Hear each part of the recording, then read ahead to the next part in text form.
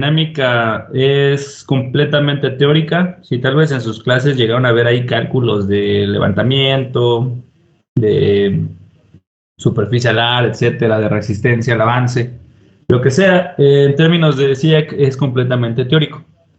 Igual vamos a ver lo más relevante para fines prácticos del examen. Es normal, he identificado que esta es una de las materias que más les cuesta trabajo a la mayoría. Por favor, mucha atención si es que no tuvieron en sus escuelas las mejores clases posibles, porque no me voy a detener tanto en conceptos muy básicos, ¿ok? Recuerden que este es para reforzar nada más. Sin embargo, creo con lo que se maneja y se trata aquí, queda claro la mayoría de los temas. El primer punto que vamos a revisar son conceptos en general. ¿Ok? Conceptos que me voy a encontrar textual en el examen definido con este tipo de juego de palabras. Tenemos el primero, aerodinámica. ¿Qué es aerodinámica? Y de acuerdo a CIAC y a su definición vieja de los manuales 70, es la parte de la física que trata los efectos producidos por la acción del aire sobre un cuerpo. Esa es la definición que ustedes se van a encontrar.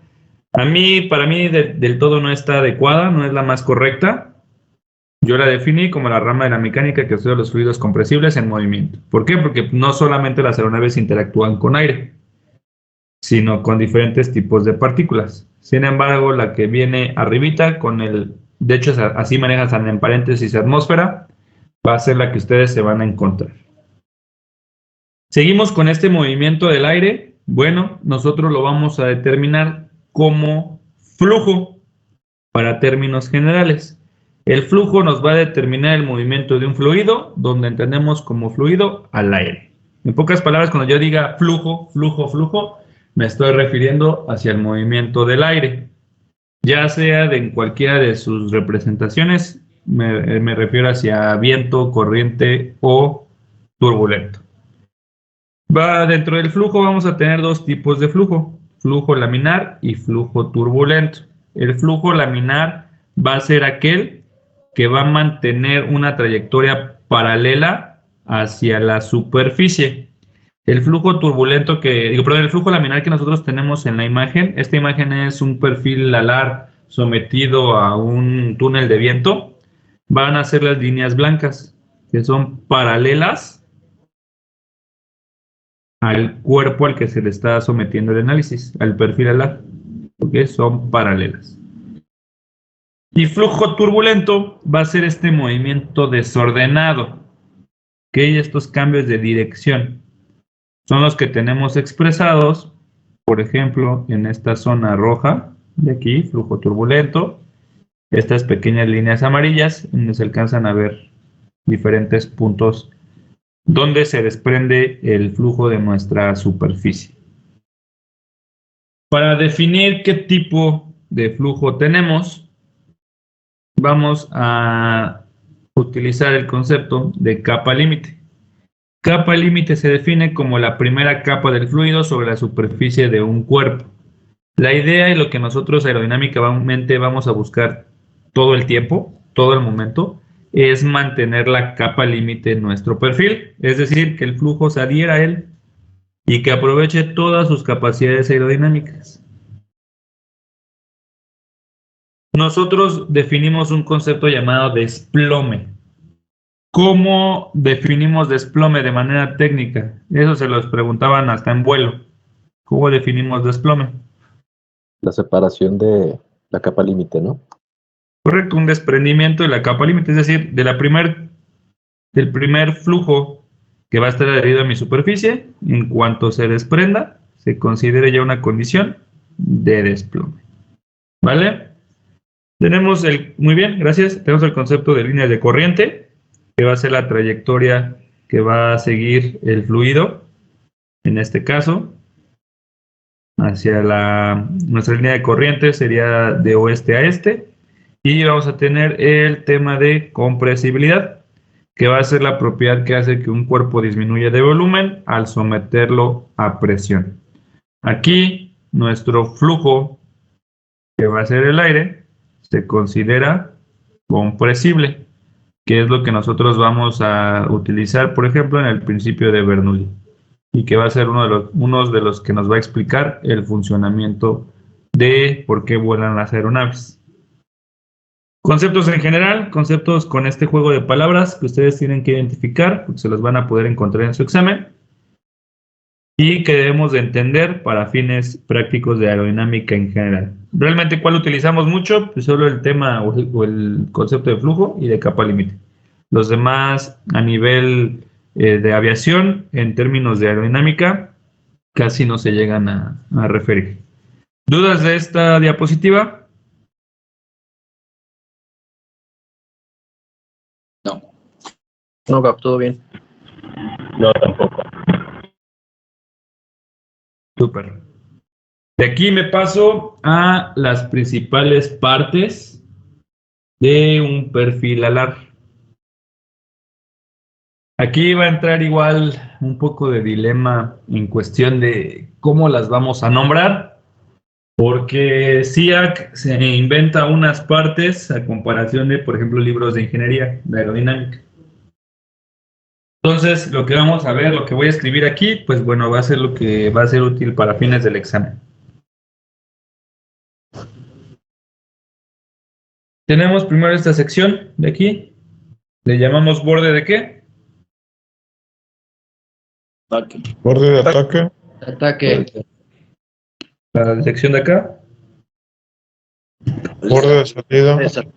borde de salida. Toda esta sección,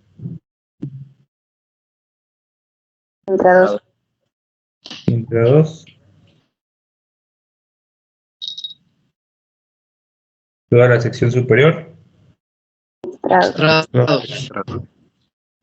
entre dos.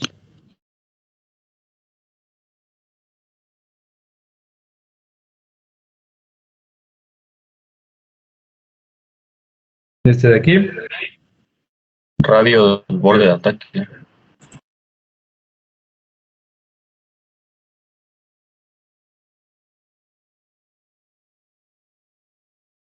radio de borde de ataque o radio de curvatura.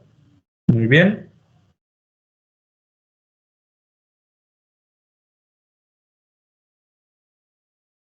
Esa la estoy dramatizando, para que se entienda. Esta de aquí, Cuerda. cuerda, o la forma correcta de decirlo, línea de combadura media.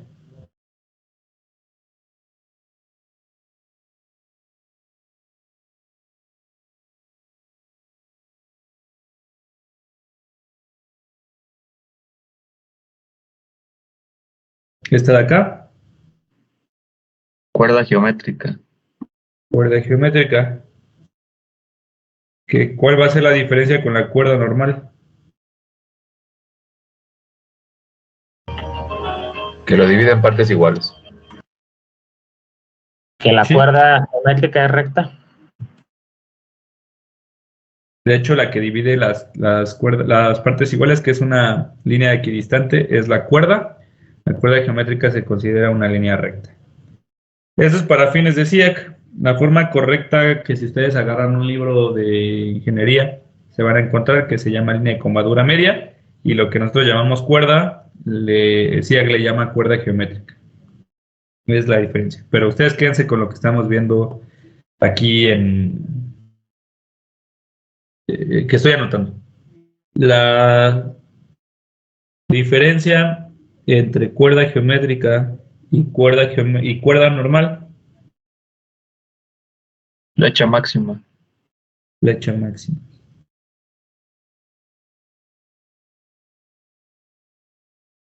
Que el concepto real que se debe de utilizar es espesor máximo. Pero básicamente estos son los componentes o las distancias que ustedes deben de identificar para el perfil alar.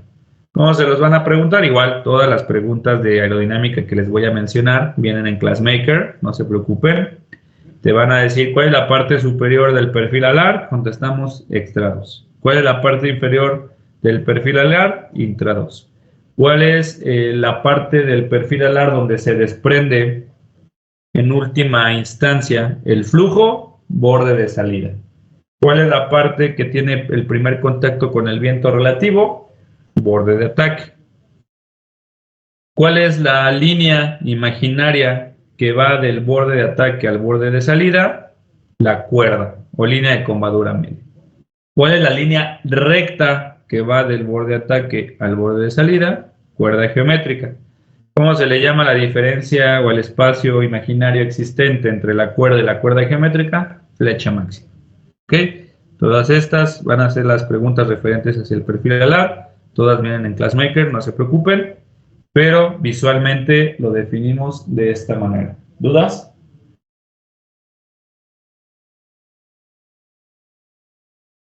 No. No, nada. ¿No? Súper, ya escuchan cansados. Casi terminamos, no se preocupen. Media hora más. Vamos con el siguiente tema, principio de Bernoulli. El principio de Bernoulli... No, ¿podemos poner tantito lo anterior? Por favor, gracias. Ya, 5-6. Nada más no me grites. No es cierto. Perdón, Cap. La siguiente diapositiva tenemos el principio de Bernoulli y en la siguiente vamos a ver una de las leyes que físicamente van a ser los que me van a explicar el por qué funcionan o por qué vuelan las aeronaves. Si llega su tía que no vieron desde hace mucho tiempo o su primito que los molesta y que quiere boletos gratis y les dice, oye hijo, o oye sobrino, como les llaman, ¿cómo vuelan los aviones? Además de responder que por magia, ¿ustedes qué responden? Por la diferencia de presiones. La diferencia de presiones. Correcto. La diferencia de presiones generadas en el ala, en el perfil alar. Y bueno, esto nos determina el principio de Bernoulli, esta diferencia de presiones. Si bien, ya adelantándonos un poquito, que fue lo que vimos en aeronaves y motores, permíteme. Explicábamos que el principio de Bernoulli nos va a manejar la diferencia de presión y de velocidad respecto a la sección en la que nos encontremos, donde nos lo explica un tubo Venturi a través de una ecuación de energía cinética y energía potencial, que no me interesan. Voy a definir que cuando tenga yo un área mayor, ya lo vimos, voy a tener una presión muy alta y una velocidad muy pequeña. Cuando mi área sea más pequeñita, mi velocidad va a aumentar y mi presión va a disminuir. Bueno, y acá tengo el tubo nuevamente que va a aumentar su área y va a jugar con este tipo de parámetros. Este principio o este actuar mediante el efecto Venturi o el tubo Venturi nos lo determina Bernoulli. Esa es una de las 5 ecuaciones que cambiaron al mundo. Hay un libro muy bueno, léanlo si pueden, que se llama así, 5 ecuaciones que cambiaron el mundo. Bernoulli, más que por la aviación, es porque con su principio se pueden realizar diferentes tipos de transferencias de sangre. Es el que más se utiliza en fines de aviación, de medicina, perdón. Pero para nuestros fines explica, junto con una ley de Newton, el por qué vuelan las aeronaves. ¿Por qué vuelan? Pues por la diferencia de presión, como ustedes bien comentan, en donde vamos a tener una mayor presión en la parte baja del perfil, que va a hacer que éste se eleve, que genere sustentación. ¿Cómo lo vamos a entender? Pues exactamente con lo mismo que sucede en el tubo Venturi, pero visto de un poquito diferente. Tenemos un perfil aquí con una gran curvatura. Tenemos el choque de nuestro viento relativo y el parámetro que me va a determinar qué tipo de presión tengo va a ser mi velocidad. ¿Ok? Mi viento relativo, que va a ir por debajo, tiene que recorrer esta distancia, que va a ser mi distancia 1. Mientras que el flujo que vaya por el extra 2 va a tener que recorrer toda esta distancia, ¿no? Que va a ser mi distancia 2. Mi distancia 2 va a ser mayor a mi distancia 1, pero yo requiero que se lleven a cabo en el mismo tiempo.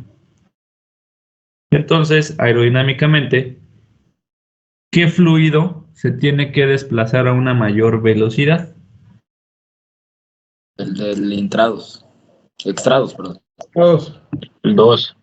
El 2, exacto. Entonces aquí tengo una alta velocidad y de acuerdo a la compresibilidad del fluido y el principio de Bernoulli, voy a tener una menor presión. En la parte de abajo voy a tener una velocidad pequeña y una presión muy alta. Entonces, por ahí ustedes seguramente han visto un dibujo donde te viene algo así, en donde aquí tienes una presión muy alta y aquí tienes una presión muy baja. Así funciona mediante el principio de Bernoulli las diferencias de presiones, donde voy a generar la sustentación. ¿Ok? Preguntas o definiciones de esta diapositiva. ¿Qué principio define el funcionamiento de las aeronaves o el vuelo de las aeronaves? Principio de Bernoulli. ¿Por qué se lleva a cabo? ¿Por qué el principio de Bernoulli explica la diferencia, la operación del vuelo? Por la diferencia de presiones generadas en el perfil alar. ¿Dónde se genera una mayor presión? En el intra 2. ¿Dónde se genera una menor presión? En el extra 2. ¿Vale? ¿Dudas? Nada. Excelente. Yo dije, ¿Qué? hay preguntas en el Glassmaker que son de que, si una corriente ascendente pega en los estrados, cambia la presión dinámica o estática. ¿Esas cuáles son? Porque la verdad yo no me las sé. Bueno, aquí más que apegarnos a un principio, digo, lo explico ahorita, no tiene nada que ver con el principio de Bernoulli, pero lo voy a definir. Más que apegarse a un principio teórico, hay que tener un poquito de imaginación del escenario que me están manejando. ¿A qué voy? Tengo mi ala de esta manera. Va a haber se le nombra de dos tipos de movimiento de acuerdo a la componente del aire. Cuando hablamos de viento, se refiere hacia una componente horizontal. Cuando hablamos de corriente, se refiere hacia una componente vertical. Sin embargo, pues en ese juego de conceptos de preguntas, te dicen corriente ascendente, descendente, corriente de lado, casi te dicen. O sea, eso es indiferente. Pero me dicen que ¿dónde aumenta la presión? ¿De dónde? Pues bueno, muy sencillo. Si tengo una corriente descendente, es decir, hacia abajo, viene el flujo del aire con una gran cantidad de fuerza. ¿Y con quién va a tener contacto primero? Con el extra 2. Entonces aumenta mi presión aquí, porque tengo una corriente descendente. Si tengo una corriente ascendente, ¿con quién va a tener primer contacto y con el que le va a aumentar su presión? Es el intra 2. Si me dice que cuál me aumenta mi ángulo de ataque, ¿cuál me aumentaría mi ángulo de ataque? ¿Una corriente que me manda hacia abajo o una corriente que me manda hacia arriba? Ascendente. Hacia arriba, ¿no? Entonces aquí tendría, por ejemplo, mi perfil, porque la misma corriente me empujó mi perfil y me aumentó mi ángulo de ataque. Entonces a eso se refiere ese tipo de preguntas. No hay como tal un principio, una ley que nos lo defina, más que imaginar un poquito el escenario que nos están determinando. Hay otros que me viene que si aumenta mi presión dinámica o si aumenta mi presión... No, normalmente es presión dinámica o ángulo de ataque. Bueno, esto se refiere, o esto lo relacionamos hacia el tubo pitot. Tenemos nuestra ala, tenemos nuestro tubo pitot. Si yo tengo una corriente ascendente, aquí tengo mi presión dinámica, mi puerto dinámico.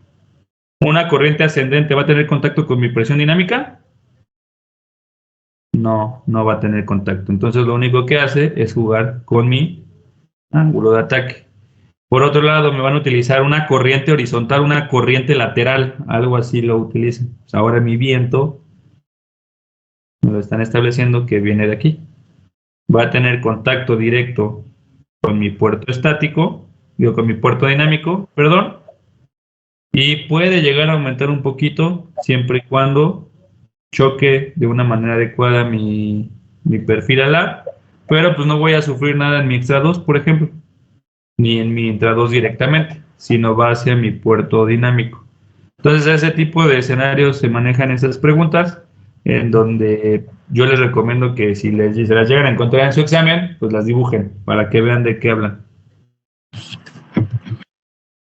Va, ya entendí. No, ya sabía, nada más que quería confirmarlo. Pues, o sea, Sí, no te preocupes. Digo, o sea, tal vez porque dijiste, igual una ley me lo define, no, si es directamente hacia un escenario posible como tal. así sí ya tiene sentido de que, pues va para arriba, pues entrados, ¿no? Y para abajo, estrados. Pero eso de dinámico y estático, como que tenía la teoría, pero dije, mejor pregunto. Sí, y Ya, eso muchas gracias. se refiere más hacia el tubo pitot. Sí, de nada. Chido. De principio, Bernoulli, ¿dudas?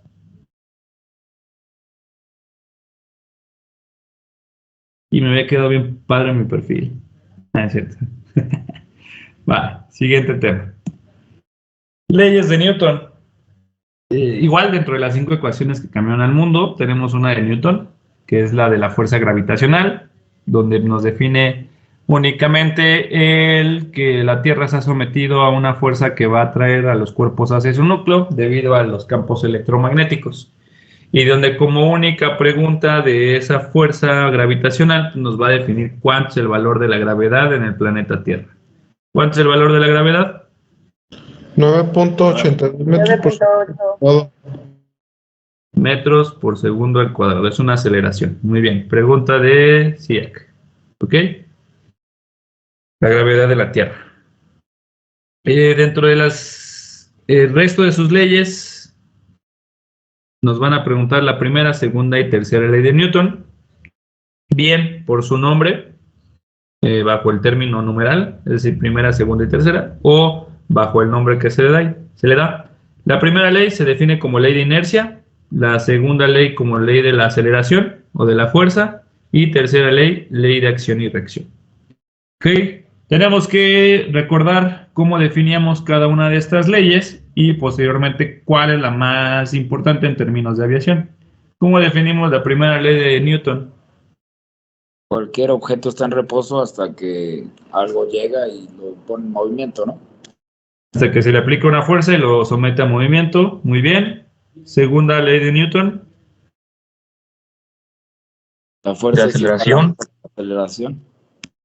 La fuerza es igual a la masa por la aceleración, o también la podemos encontrar definida matemáticamente como la aceleración es inversamente proporcional a la relación de la fuerza con la masa, ¿no? Que es exactamente lo mismo. ¿Y la tercera ley de Newton? A una acción corresponde a De reacción. acción y reacción. Sí, esa es la rápida, un poquito más técnica, más textual. Significa que un objeto ejerce una fuerza sobre otro objeto y el segundo objeto ejercerá una fuerza igual y opuesta sobre el primero. De una fuerza con la misma magnitud en sentido contrario. Muy bien. En pocas palabras, a toda acción, una reacción. Muy bien. Y esta tercera ley de Newton va a ser la más importante en términos de aviación. Va a ser la que junto con el principio de Bernoulli me van a definir el por qué vuelan las aeronaves.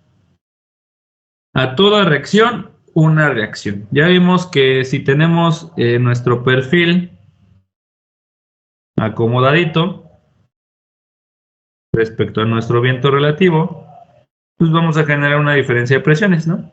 De esta manera. Si yo someto a una acción en donde le aumento mi ángulo de ataque, es decir, mayor ángulo de ataque, ¿qué va a suceder?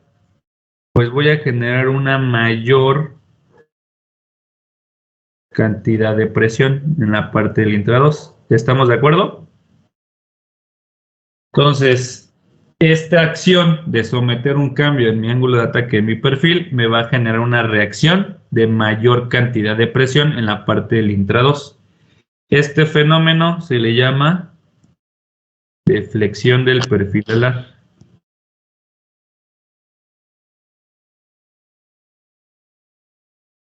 Pregunta del examen. ¿Qué ley explica por qué vuelan las aeronaves? Ley de Newton. ¿Cuál? La tercera. La puedo encontrar también como ley de acción y reacción. ¿Por qué principio? ¿Por qué concepto la tercera ley de Newton define el funcionamiento o la operación de las aeronaves? A través de la deflexión del perfil alar. ¿A qué se refiere la deflexión del perfil alar? Que al yo aumentar el ángulo de ataque de mi perfil, voy a tener como reacción el aumento de presión en la parte del intrados. ¿Ok? Mucho ojo porque tanto el principio de Bernoulli, digo, es una ecuación, ya se establece como una ley, pero sí te lo voy a manejar con esa palabra, principio. Y la tercera ley de Newton te lo voy a manejar con la palabra ley. Entonces, ese pequeño juego de palabras puede ser que te equivoques o no. Es decir, que dentro de las posibles respuestas te pueden venir ambas y ya solo tú resuelves de acuerdo a lo que te estén preguntando. Si te definen, ¿qué ley explica la operación o el por qué vuelan las aeronaves? Tú contestas, tercera ley de Newton. Si te viene, ¿qué principio identifica el por qué vuelan las aeronaves? Tú contestas, principio de Bernoulli. Sé que es un poco vago el decirlo de esa manera, pero así se lo llegan a definir, así lo llegan a encontrar en sí. Ambas son leyes, ambas tienen sus ecuaciones respectivas, pero este juego de palabras es el que utilizan, así que mucho cuidado. ¿Dudas de las leyes de Newton? No acá. Oh, ¿No? Excelente. Excelente. Creo que les gusta más aerodinámica porque vamos bien, vamos rápido. Fuerzas en el avión, tenemos 4. ¿Cómo le llamamos a la que dibujo aquí? Levantamiento. En vuelo recto y nivelado, levantamiento. Lift. ¿Cómo más lo llegamos a encontrar? left. Además, Sustentación. sustentación. Sustentación. Cualquiera de estas dos formas. En cuestión de aerodinámica, casi no van a encontrar nada en inglés, casi nada. Así que hay mucho cuidado también con las traducciones, porque luego no son las más adecuadas. Por ejemplo, hay un fenómeno en la parte de Mach crítico que se llama buffeting o flopping, que es cuando entra en vibración el perfil o el ala en esencia, y en español se llama bateneo. Entonces es como de, güey, ¿qué onda? Y bueno, lift, si ustedes no lo conocían en la forma de sustentación, pues les podía causar ahí una duda. Esta que acabo de dibujar en rojo, le llamamos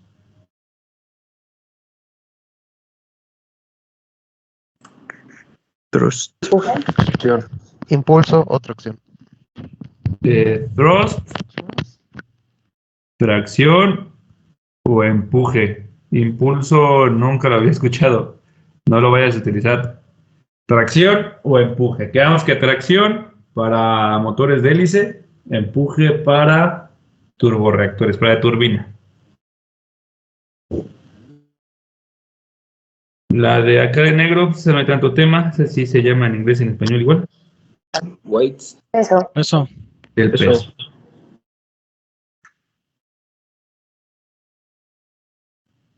Y la de acá, Arrastra. Resistencia al avance. Resistencia. Resistencia al arrastre.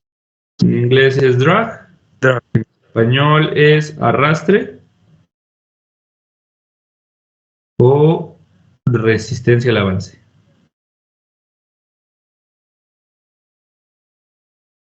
¿Va? En aerodinámica, nada más me interesa esta y nada más me interesa esta. El peso, pues es propia de la gravedad, no le pongo mucha atención. Y la del empuje, pues nosotros no hacemos cálculos de empuje y ya lo hablamos un poquito en motores, entonces esta también no la considero. Arrastre y levantamiento van a ser las que voy a tener que identificar de manera específica en esta materia de aerodinámica, ¿va? ¿Dudas de las fuerzas?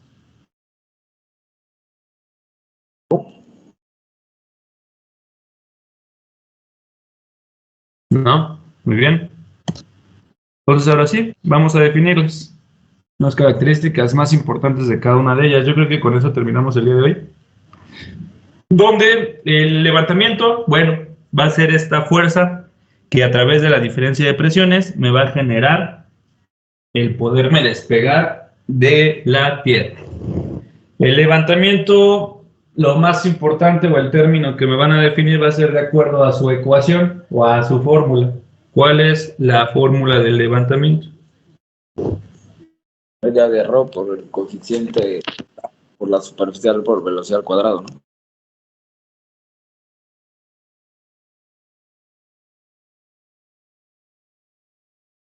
¿Así está bien? Sí. No, es un medio de... Faltó el medio.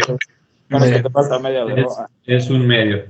Oye, ¿me la puedo encontrar todo lo que anoté entre 2? Sí, también me lo puedo encontrar. Es exactamente lo mismo. ¿Me puedo encontrar 0.5 de Rho por SA por CL? También me lo puedo encontrar así. ¿Me los voy a encontrar en orden? No.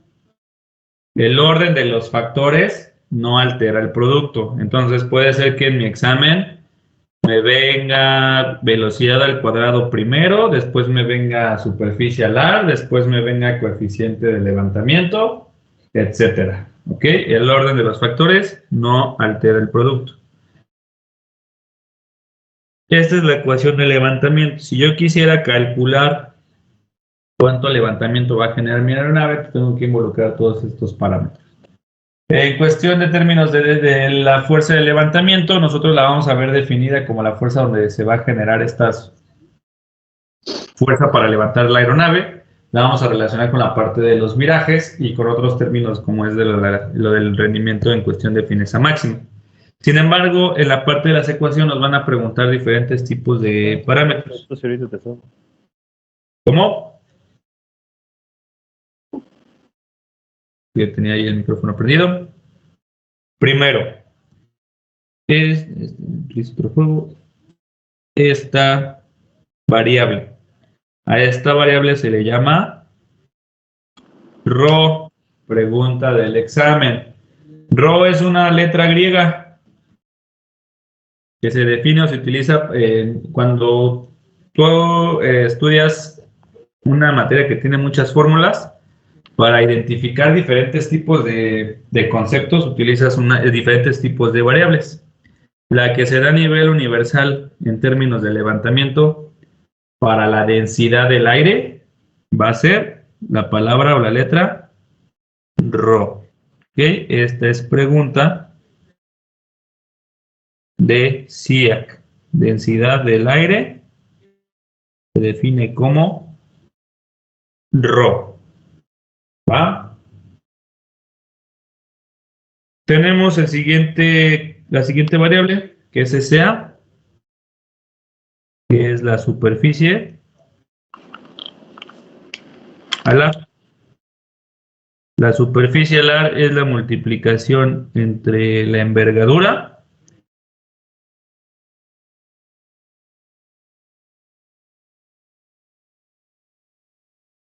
y la cuerda. ¿Cómo definimos envergadura? De punta a punta, ¿no? El punto de punta. Distancia de punta de la punta de ala. Distancia de punta a punta y cuerda. En general, ¿cómo la definíamos? Que una del borde de ataque al borde de salida. Distancia del borde de ataque al borde de salida. Muy bien. La multiplicación de estos nos va a determinar nuestra superficie alar. Posteriormente tenemos el coeficiente de levantamiento, que este va a existir o este va a cambiar de acuerdo a las características, pregunta de SIAC, del perfil alar. El perfil alar, me voy a adelantar un poquito, nada más para que lo vean ustedes. El perfil alar, cada uno de ellos me va a dar una gráfica como esta, una gráfica tipo S. Ahí me va a determinar que ese es, por ejemplo, un AK-2412, que a determinado ángulo de ataque voy a tener determinado coeficiente de levantamiento. Entonces, el que me va a modificar este parámetro van a ser las características, pregunta de SIAC, de mi perfil alar.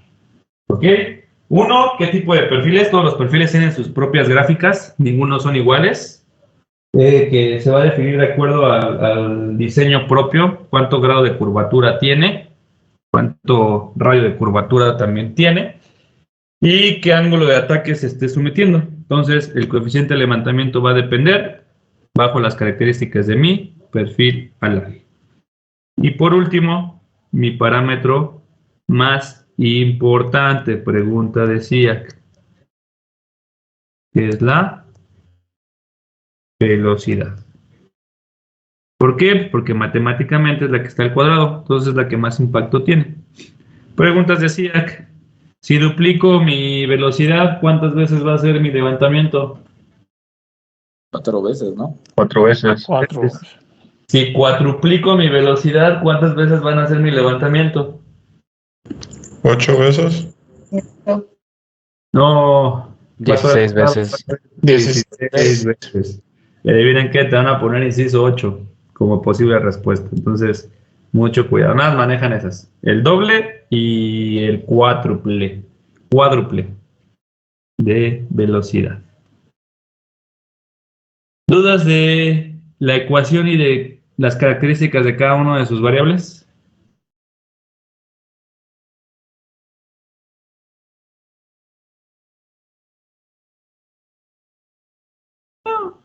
¿No? ¿Le puede regresar tantito a la diapositiva anterior, por favor? Gracias. Nada. ¿No hay dudas de levantamiento? Súper. Siguiente fuerza. Resistencia al avance o arrastre. Voy a borrarlo de superficie alar. No, lo de envergadura. Y tengo que la resistencia al avance se va a dividir en dos principales resistencias. Resistencia inducida, y resistencia parásita. ¿Ok? Entonces, matemáticamente, si yo lo quiero ver, mi resistencia total va a ser la suma de mi resistencia inducida más mi resistencia parásita. ¿Ok? ¿Cómo es la fórmula de la resistencia total? ¿Cómo es la ecuación de la resistencia? Pregunta también de SIAC. Es media de ρ por el coeficiente de resistencia por la superficie alar por velocidad al cuadrado. Es casi igual, nada más que cambia el coeficiente de levantamiento y pone CD, que sería el coeficiente de resistencia. Correcto. Muy bien, es exactamente la misma, solamente cambia nuestro coeficiente. Entonces también les puede tocar y pues es una respuesta igual muy sencilla. En cuestión de la resistencia, insisto, la vamos a dividir para fines prácticos en dos. Sabemos que también existe la resistencia por fricción, la resistencia por forma, pero esas van a formar parte de la resistencia parásita. Entonces, solamente divido en dos mi resistencia total. ¿Ok? Resistencia inducida y resistencia parásita, que la parásita va a traer consigo la resistencia de fricción y la resistencia de forma. ¿Vale? Vamos a hablar un poquito de cada una de ellas. Me voy con la más rápida. La resistencia parásita. ¿Cómo definimos esta resistencia? Bueno, va a ser la oposición que va a tener hacia el aire cualquier parte de la aeronave que no contribuya a la sustentación. Todas las partes que no generen levantamiento, en pocas palabras. La resistencia parásita. Entre ellas vamos a tener algunas partes del empenaje. Las partes fijas suelen no tener curvatura, no me generan sustentación. El fuselaje, el tren de aterrizaje, los motores y los tanques de combustible. Dentro de todas estas que mencionamos, ¿cuál es la que mayor impacto tiene? ¿Qué es la que más utilizamos nosotros para poder reducir la velocidad en determinada fase de vuelo? Tren de aterrizaje. El tren. El tren de aterrizaje. Tren de aterrizaje. Entonces, pregunta de SIAC, ¿cuál es el mecanismo, cuál es el dispositivo que me va a generar mayor cantidad de resistencia parásita? Mi respuesta es el tren de aterrizaje. ¿Ok? El tren de aterrizaje me va a generar la mayor cantidad de resistencia parásita. Nosotros en operación lo utilizamos para reducción de velocidad y para manejar un mejor régimen de descenso. Es cuando lo llegamos a utilizar. El famoso ensuciar el avión, cuando ensuciamos el avión. Esto tal vez en un Cessna, digo, al final tenemos un tren fijo, no lo vivimos tanto, pero va a ser su mejor amigo en el momento que ustedes presenten su examen práctico. Si van muy altos y de repente no pueden controlar las altitudes publicadas en su aproximación, lo mejor que pueden hacer es ensuciar cuanto antes su avión, reducir velocidad y no importa si me tardo 10 minutos en aterrizar, pero voy controlado. Va a ser su mejor amigo, el tren de aterrizaje. Y eso sí, siempre respeten las velocidades que te marca, ¿verdad? Y bueno, dentro de...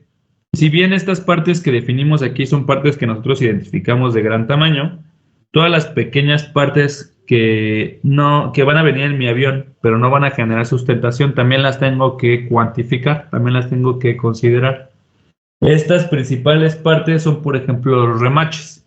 El remache es una técnica, o bueno, es un tipo clavo, llamémoslo así, una tipo pija, que se utiliza para unir las partes del avión.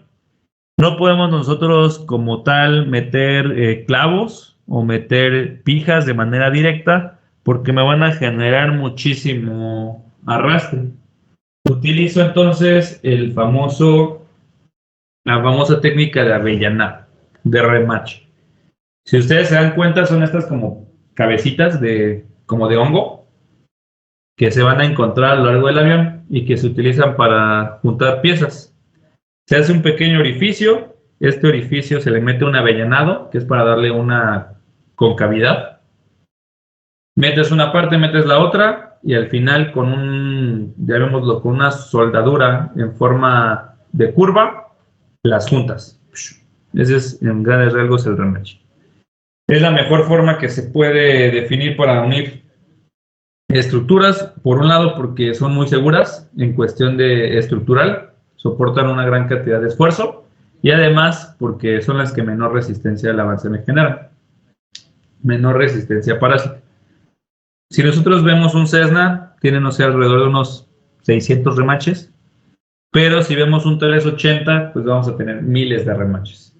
Y todas estas pequeñas áreas al final van a tener contacto con mi viento, con mi flujo, y me van a generar resistencia. Para yo no sumar de remache en remache y de todas las pequeñas partes que me vayan a generar resistencia, utilizo un concepto llamado área placa plana equivalente. Esta área placa plana equivalente va a ser toda la suma de esas pequeñas partes que se pueden considerar despreciables, pero que sí tienen impacto. Toda la suma de esas pequeñas partes que me van a generar resistencia parásita. ¿Ok? Términos prácticos y muy rápidos para el examen. Cuando yo vea área placa plana equivalente, automáticamente la relaciono con resistencia parásita. ¿Vale? ¿Dudas de resistencia parásita? No, quedó claro. No. Muy bien. Termino con resistencia inducida. Ya son las 10. Por otro lado, tengo la resistencia que me va a presentar matemáticamente, igual, este término o este concepto es nice to know, para que no lo vayan a poner o no lo quieran relacionar en su examen en términos de números, porque no se van a encontrar nada parecido. La resistencia inducida me presenta alrededor del 80 al 90% de mi resistencia total, es decir, es la que mayor impacto tiene. La resistencia inducida es la resistencia, es la oposición del movimiento del aire que se va a encontrar en el ala. O bien lo voy a poder definir como la componente horizontal del levantamiento. ¿Por qué? Porque corresponde básicamente a toda la resistencia total. ¿A qué se refiere? Tengo mi ala.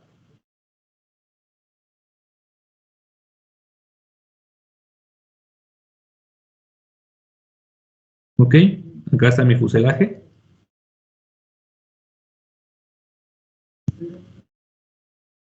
Tengo mi sección de raíz, que es la que va a estar pegada hacia el fuselaje, y tengo mi sección de punta.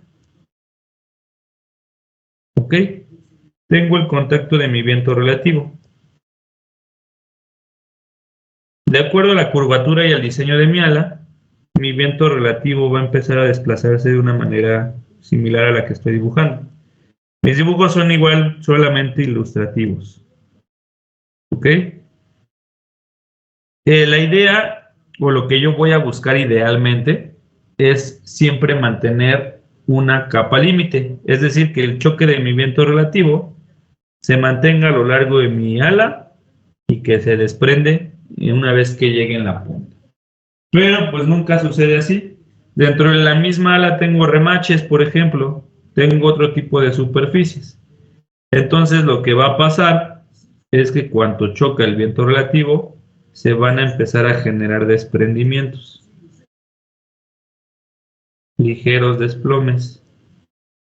Desprendimientos a lo largo de mi ala. Esos desprendimientos al final van a ser una oposición del movimiento de mi flujo y me va a representar mi resistencia inducida. ¿Ok? ¿Cómo se generan estos desprendimientos? Van a tender de la raíz hacia la punta. Entonces en la punta, igual lo voy a dramatizar, voy a tener la mayor cantidad de desprendimiento. Por eso, cuando ustedes ven una aeronave en una película que pasa a altitudes muy bajas, va a dejar una estela hacia un sentido en específico. ¿Por qué? Porque la mayor energía cinética de este desprendimiento a lo largo del ala se va a desprender hacia la punta. Entonces, pregunta de SIAC. ¿Cómo se lleva a cabo el desprendimiento o cómo efectúa la resistencia inducida a lo largo del ala? Se desprende primero la raíz y se libera hacia la punta. ¿Va? Asimismo, y borrando un poquito todos los torbellinos que dibujé, nos van a preguntar acerca de la dirección de la turbulencia de estela. Nuestra turbulencia de estela, pues al final es este desprendimiento que se va a generar debido a nuestra ala. Y todo el movimiento de cualquiera va a ser en sentido hacia el fuselaje. Para los que les gustan las películas, vean Maverick, vean Top Gun 2, cuando los primeros 10, 15, 20 minutos, cuando sale con el aeronave de prueba y va llegando el teniente coronel, pasa por encima de él y deja la turbulencia de estela, en donde siempre va a desplazarse hacia el sentido del fuselaje. Siempre va a ir hacia arriba, ¿ok? Y hacia el sentido del fuselaje. Una estela normal. Preguntas de SIAC. De acuerdo a qué tipo de ala, si la del lado izquierdo o la del lado derecho, voy a tener el sentido de mi estela o el sentido de mi desprendimiento en la punta debido a la resistencia inducida. Todo va en referencia hacia el capitán. Si estamos hablando de mi ala izquierda, ¿en qué sentido se desplaza mi estela? ¿Sentido horario o antihorario? Horario. Horario. Horario. Muy bien, que es la que no dibujé. Eso, pregunta, ¿eso es debido a que el aire que pasa por el intrados es de mayor presión que la del extrados y al momento que digamos que se chorrea por la punta de ala, converge con la de menor presión y se genera el vórtice, ¿no? Entonces, por eso se generan, pues, de cada lado tiene su sentido.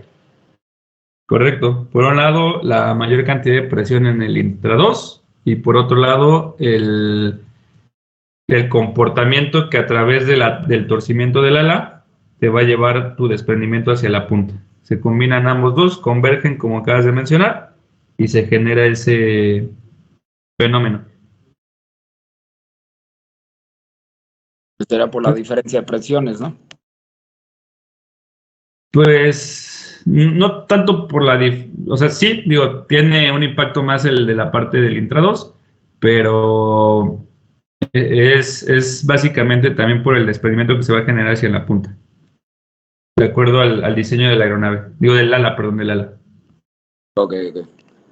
Si fuera del ala derecha, la estela se desplaza ¿hacia dónde? ¿Horario o antihorario?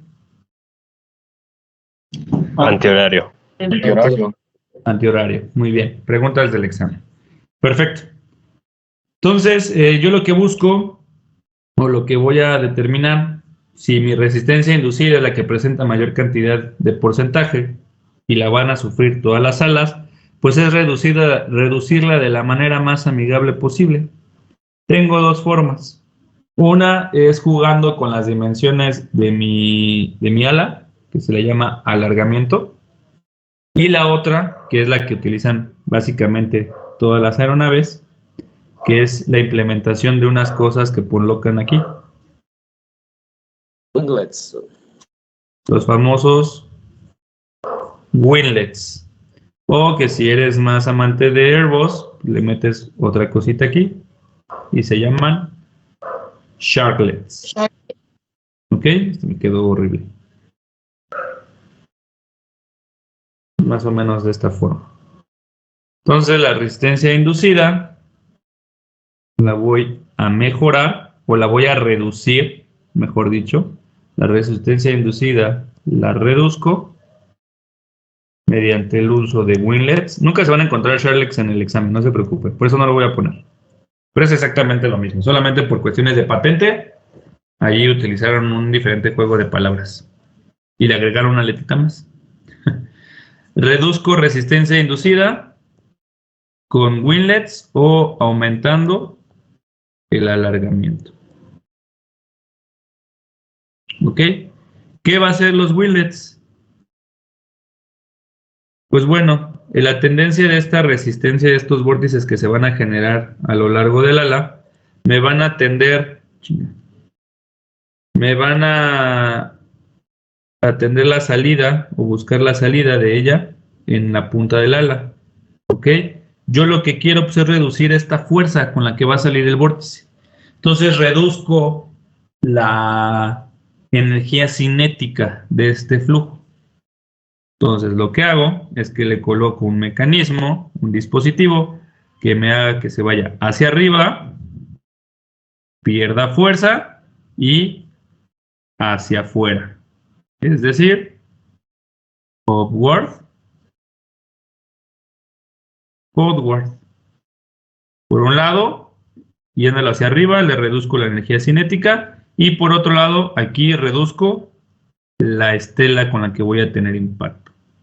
Entonces así, reduzco mi resistencia inducida. ¿Va? Este movimiento del flujo con la utilización de winglets también es pregunta de examen y esa se la van a encontrar en inglés. Upward, outward. ¿Ok? Esa es la idea del uso de estos dispositivos. ¿Dudas?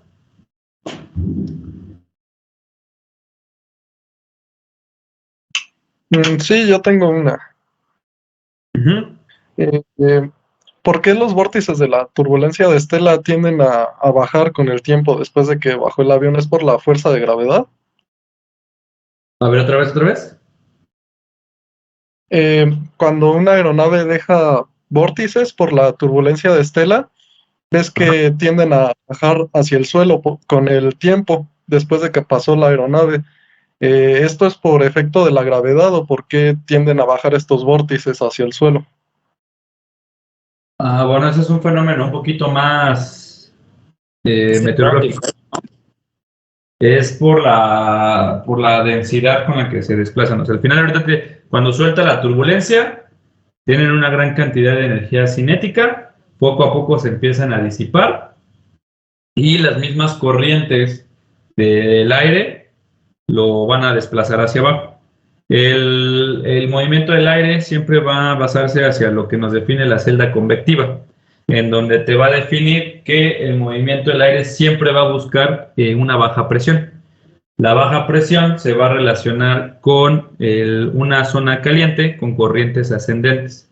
Una vez que tu vórtice se empieza a disipar, empieza a perder temperatura, empieza a perder presión, una corriente ascendente lo manda hacia la superficie para que posteriormente se vaya a un eje de baja presión. Entonces, es más que nada por la atmósfera que se lleva a cabo en la Tierra, por el movimiento de la fuerza de Coriolis y de la celda convectiva, que por la gravedad como tal. Digo, sí tiene impacto, pero es por el movimiento de la atmósfera.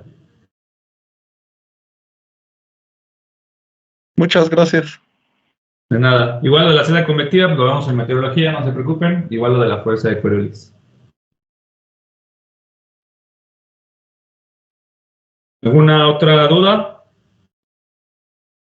Sí, yo tengo una. ¿Podrías repetir la parte donde dijiste en dónde se desprende primero la capa límite?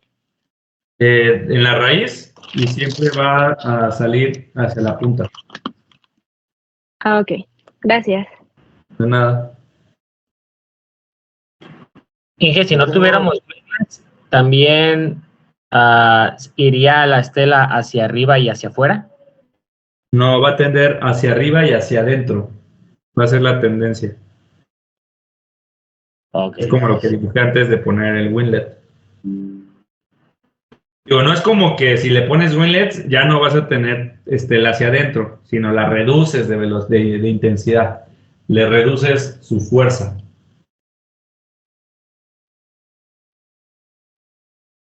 ¿Cuál es el porcentaje de los winglets de la resistencia?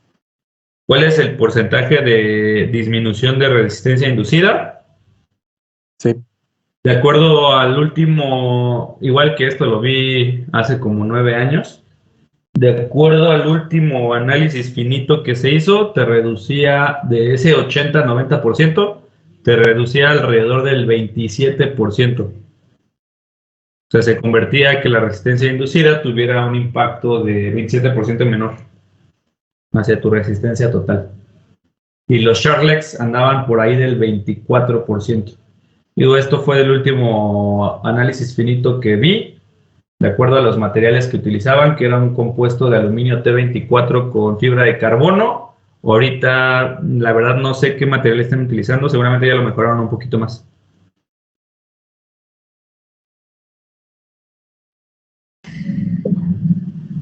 Edgar, una duda. ¿Los generadores de vórtices también son para disminuir la resistencia inducida? Sí, correcto. Eso lo vemos más adelante en la parte de superficies supersustentadoras, porque los generadores de vórtice nos van a ayudar a mantener la capa límite la mayor cantidad de tiempo posible. Pero sí, también nos ayuda un poquito a reducir la resistencia inducida. Correcto, gracias. Nada. Edgar, ¿cuál era la fórmula de la superficie alar? Fue lo que borré, es envergadura por cuerda. Ah, ok, va, gracias.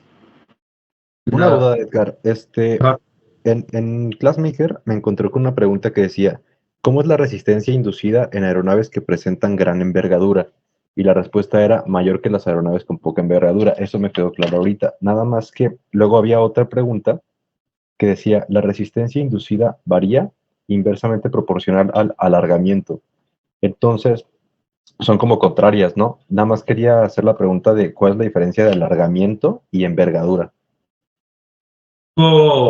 El meme de cuando un compañero pregunta algo y se alargó 20 minutos la sesión. Pues ya ocurrió. ¿Puedo borrar? Y ahorita te explico. ¿Puedo borrar al menos lo del ala? Oga. Sí. Claro. Sí. Igual no sé si se vaya a ver otro día, ¿eh? O sea, no quiero tampoco... No. De hecho, no lo comento porque es... La explicación tal vez no te va a convencer del todo, pero es más matemáticamente hablando que por concepto. Tenemos lo de la resistencia inducida por mayor envergadura, ya te quedó claro, ¿no? Porque pues al final, si tenemos una mayor distancia de raíz a punta, pues vamos a tener una mayor cantidad de vórtices que se desprenden con mayor fuerza. Entonces me va a generar una mayor cantidad de resistencia. ¿Hasta ahí estamos de acuerdo? Sí. El alargamiento, va a ser la relación entre la envergadura y la cuerda. Es decir, una configuración o un juego de parámetros de configuración entre qué tan largo voy a tener mi ala y qué tan corta la voy a tener. Por ejemplo, un planeador, una aeronave, un planeador que tenemos de esta sección, en donde tenemos aquí el fuselaje y tenemos el ala, tienen un gran alargamiento. Y además tienen una gran envergadura. Tienen una gran envergadura, pero no precisamente un gran alargamiento, porque va a depender de la relación que tenga con la envergadura con la cuerda. ¿Qué sucede con las aeronaves? Los planeadores son un poquito punto y aparte. Matemáticamente, nosotros tenemos que, la resistencia total va a ser igual a la resistencia inducida más la resistencia parásita. El coeficiente de arrastre inducido va a ser la relación entre el coeficiente de levantamiento al cuadrado por pi por la por el alargamiento, que lo encontramos de esta forma, por el factor de Oswald. Entonces, en esa pregunta, pues vemos que el alargamiento es inversamente proporcional a la resistencia inducida. Si bien el coeficiente solamente es una variable, podemos definir que la resistencia inducida es un medio de la densidad por la superficie alar, por la velocidad al cuadrado, por el coeficiente de inducción. Entonces, matemáticamente, cuando decimos inversamente proporcional, estamos hablando de una división. ¿Ok? Así resolvemos ese término en general, esa pregunta en particular. Ahora, ¿qué sucede con una aeronave comercial bajo su diseño? De esta parte de inversamente proporcional, ¿ya quedó? Sí. Va. Voy a borrar. Menos esta, que es la que me estorba. Y después tengo una aeronave en donde voy a tener mi fuselaje, voy a tener mi ala con una cantidad de flechado. Entonces, por aquí voy a tener cierto concepto de envergadura y voy a tener una cuerda variable. Entonces, mi alargamiento va a ir cambiando en cada estación del ala. Y eso a través del parámetro que yo defino, que es el factor de Oswald, que es una variable que va a depender del porcentaje en donde se encuentre la cuerda aerodinámica media, que para fines de aviación va a ser donde se concentre o donde se ubique el centro de presiones, mi envergadura y mi relación de cuerda, es decir, mi alargamiento en un ala flechada, va a ser diferente a la de un planeador. Por ejemplo, en un planeador, pues solo veo que una aumenta, la otra se hace cortita y matemáticamente me va a dar un factor o un alargamiento definido. En una aeronave comercial, a través del flechado y matemáticamente por un término, una variable llamada factor de Oswald, me va a modificar el comportamiento de mi ala, en donde si yo manejo una mayor cantidad de esta relación, voy a definir un menor valor de coeficiente inducido. Ahora, si yo lo relaciono con mi valor de B y C promedio, llamémoslo así, el que me va a cambiar matemáticamente todo este punto va a ser mi factor de Oswald. Porque aquí me va a determinar un factor de acuerdo al punto en donde se concentre mi centro de presiones. Entonces, es un poquito más matemático que objetivo el por qué se define de esa manera. Pero tengan la confianza de que esa es la respuesta correcta. Con todo gusto, si quieres indagar más en el tema, te puedo compartir un libro en donde nos habla un poquito primero, bueno, ¿cómo le llaman? Un artículo que hicieron unos maestros ahí en ESIME, que hablan un poquito de lo que es CAM, y hay un libro completo de la Universidad de Letonia un libro completo que habla de factor de Oswald. Y te puedo compartir otro libro que nos habla del coeficiente de resistencia inducida. Digo, es muy, muy matemático ese término, pero confíen en que está bien descrito. Ok, muchas gracias. Y una disculpa por alargar, es que no sabía que era como un tema tan complicado. Yo creí que iba a ser así como, no sé, ya algo así como más simple. No te preocupes, solamente todos te vamos a ver feo. Ya sé. Conozcamos. Ahí Gracias. cuando lo vean es Carlos Gómez, cuando se lo encuentran en su examen, lo ven feo, por favor. Ya no lo dejen preguntar. No, sí, es un temita esto, en cuestión de cálculos, o sea, podemos definir la aerodinámica teórica con la aerodinámica real, o ya en términos de cálculos y cambian completamente. Ok, muchas gracias. ¿Vale? De nada. Bueno, ¿alguna otra pregunta, alguna otra duda? Hasta el día de hoy le dejaríamos aquí. Queda pendiente lo de la gráfica. Mañana empezaríamos hablando de ese tema.